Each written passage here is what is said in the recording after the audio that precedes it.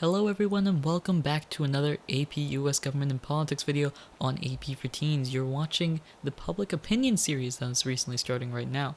So in the last video, we discussed the amendment process, informal changes, the unwritten constitution, and state and local government. As always, click on the link right there for that video and the entire series overall.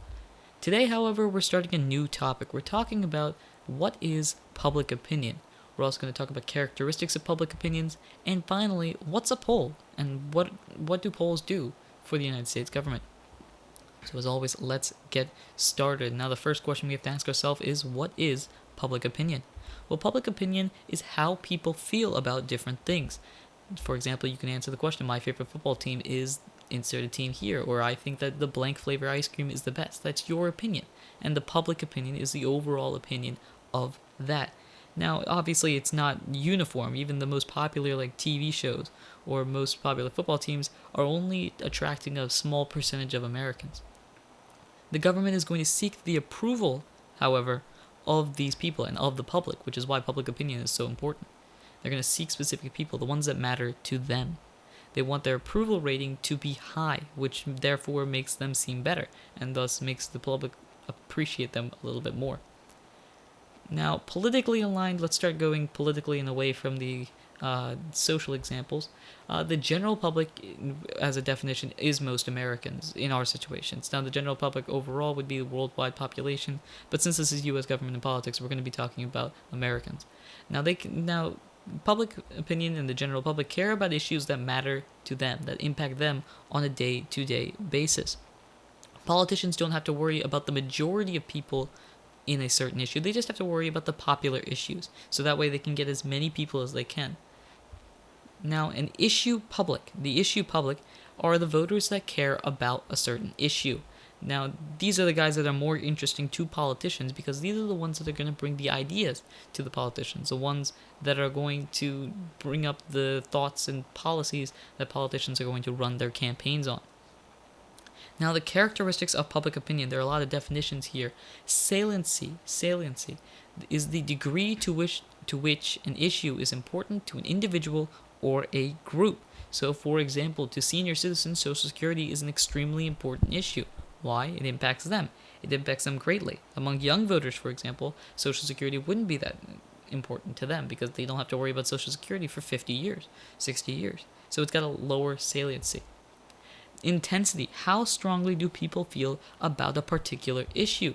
Politically active people feel stronger about issues, which is why you see a lot more politically active people running for office, because they're politically active. They feel strongly about, for example, climate change, or taxes, or policies of foreign relations.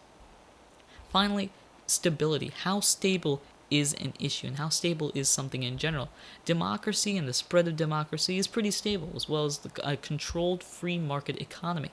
However, on the other hand, presidential approval ratings are not as stable. You can see those widely changing over the course of something as small as a couple of years, while the spread of democracy, the controlled free market economy, has been a staple of American culture for decades and even centuries. Now, the final thing that we're going to be discussing today, polls. Now, a poll, let's start off with a type of poll, a referendum. This is a popular vote that passes or fails a measure passed by the legislative body. It's one last check, I guess you could say, for the American public, and especially state level, because you see a lot of referendums in states. This is a way for the public to have the final say on an issue that the government passes. You can see here a public opinion poll determines public opinion by asking a certain sample size, as well as random sampling is also extremely important. Random sampling is basically where you poll a representative section of the public. This separates the different type of people so that you get an equal say without necessarily having to poll everybody, because that would spend a lot of time, it would be a lot of money, and frankly, it wouldn't be particularly more accurate than polling a lot less people. The final definition about polls is exit polls. Polls given at the end of voting, usually seen on election day, although you see them throughout districts, especially at the end of a particular reign of a representative, a senator, or even the president. Now, another thing about polls, the big thing is that they have to make sure the polls are unbiased. If they're biased, you're going to have an answer that tends to skew another way. The biggest example of this is when Harry Truman ran for president. there was a huge poll that was made to people that had cell phones at the time. Sorry, not cell phones, telephones at the time. And these polls would be given to those who had telephones, and they asked, who do you think would win the presidency between Truman and Dewey? Now, all of these people had phones. They were not dealing with the Depression. They didn't have to worry about things like that. So they said Dewey was going to win. And of course, that wasn't no good bias. That wasn't an unbiased representative of the entire population. And as we know in the famous picture where Harry Truman's holding up the newspaper, Harry Truman won the election. They typically are multiple choice. They won't have open-ended questions. They'll have closed-ended questions where you have an answer choice and that's it. You can't explain something when regarding your question. And you have to understand that polls are not going to be 100% accurate. There's typically going to be an error next to it in a plus-minus sign, so it'll be like 3%, 4%, 5% error. With polling the 300 million Americans that are living in the United States today, you can poll just 1,500 of them and have an error percentage of only 5%, which is extremely small. And polling the rest of the Americans to eliminate that 5% really isn't worth it, which is why polls are typically a couple thousand people.